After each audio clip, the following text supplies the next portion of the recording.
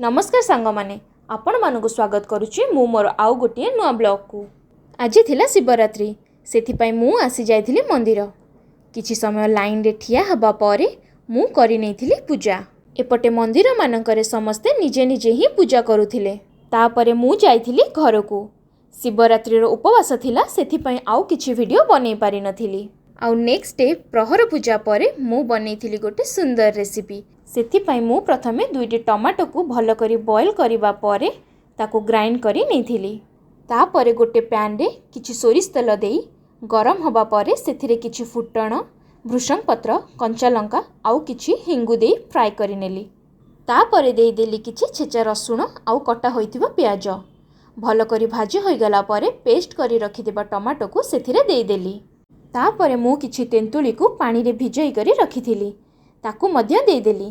तापरे किछि लूण हळदी धनिया पाउडर देई मिक्स करी देली। आउ किछि पानी देई फुटिबा पई छाड़ी देली। भल करी फुटी गला परे सेथिरे किछि धनिया पत्र देई गरम गरम भात सहित खाई नेली। आपण माने मध्य निश्चय ट्राई करंतु। पुणी देखा हबो नेक्स्ट वीडियो रे।